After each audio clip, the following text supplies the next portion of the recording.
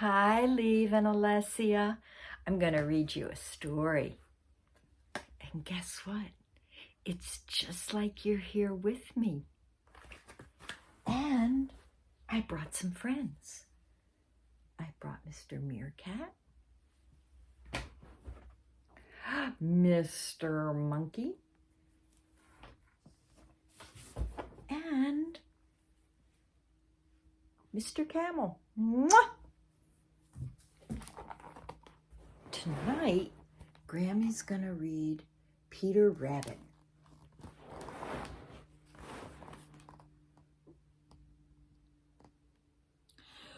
Once upon a time, there were 4 rabbits, and their names were Flopsy, Mopsy, Cottontail, and Peter. And they lived with their mother in a sandbank underneath the root of a very big fir tree. "Now, my dears," said old Mrs. Rabbit one morning, "you may go into the fields or down the lane, but don't go into Mr. McGregor's garden. Your father had an accident there and was put in a pie by Mrs. McGregor. Now run along and don't get into mischief. I am going out." Then old Mrs. Rabbit took a basket and her umbrella and went through the woods to the baker's. She bought a loaf of brown bread and 5 currant buns.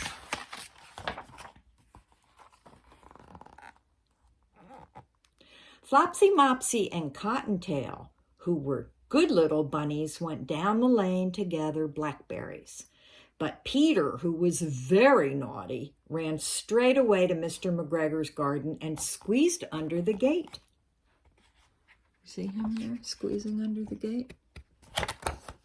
First, he ate some lettuce and some French beans, and then he ate some radishes. And then, feeling rather sick, he went to look for some parsley. But round the end of a cucumber branch, whom should he meet but Mr. McGregor? Mr. McGregor was on his hands and knees planting young cabbages, but he jumped up and ran after Peter, waving a rake and calling out, "Stop, thief!" Peter was most dreadfully frightened. He rushed all over the garden, for he had forgotten the way back to the gate.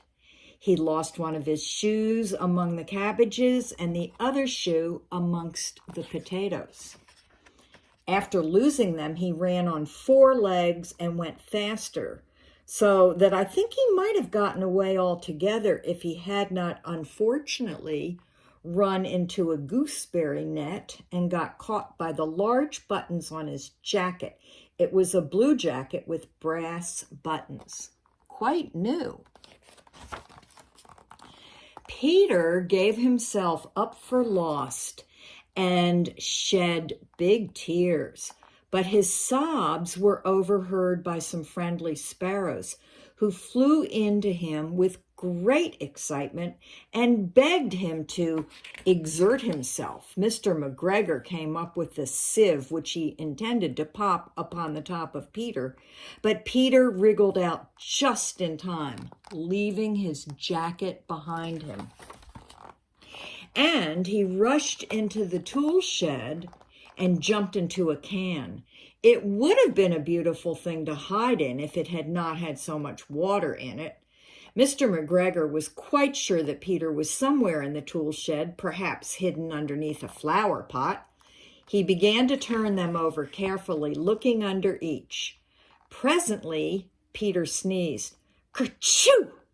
and Mr. McGregor was after him in no time. And he tried to put his foot upon Peter, who jumped out of a window, upsetting 3 plants. The window was too small for Mr. McGregor, and he was tired of running after Peter, so he went back to his work. Peter sat down to rest. He was out of breath and trembling with fright, and he had not the least idea which way to go. Also, he was very damp from sitting in that can. After a time, he began to wander about, going lippity-lippity, not very fast, and looking all around. He found a door in a wall, but it was locked, and there was no room for a fat little rabbit to squeeze underneath. An old mouse was running in and out and over the stone doorstep, carrying peas and beans to her family in the wood. Peter asked her for a way to the gate, but she had such a large pea in her mouth that she could not answer. She only shook her head at him. Peter began to cry. Then he tried to find his way straight across the garden, but he became more and more puzzled. Presently he came to a pond where Mr. McGregor filled his water cans. A cat was staring at some goldfish. She sat very, very still, but now and then the tip of her tail twitched as if it were alive.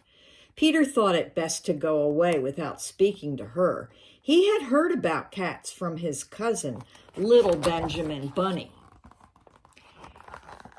He went back towards the tool shed, but suddenly, quite close to him, he heard the noise of a hoe. Scritch, scratch, scritch, scratch. Peter scuttled underneath the bushes, but presently, as if nothing happened, he came out and climbed upon a wheelbarrow and peeped over. The first thing he saw was Mr. McGregor hoeing onions. His back was turned towards Peter, but beyond him was the gate. Peter got down very quietly off the wheelbarrow and started running as fast as he could go along a straight walk behind some black currant bushes. Mr. McGregor caught sight of him at the corner, but Peter did not care. He slipped underneath the gate and was safe at last in the wood outside the garden. Mr. McGregor hung up the little jacket and the shoes for a scarecrow to frighten away the blackbirds. Peter never stopped running or looked behind him till he got home to the big fir tree. He was so tired he flopped down upon the nice soft sand on the floor of the rabbit hole and shut his eyes. His mother was busy cooking. She wondered what he had done without his clothes. It was the second little jacket and pair of shoes that Peter had lost. I'm sorry to say that Peter was not very well during the evening. His mother put him to bed and made him some tea, and she gave a dose of it to Peter. 1 tablespoon to be taken at bedtime. But Flopsy, Mopsy, and Cottontail had bread and milk and blackberries for supper. The end.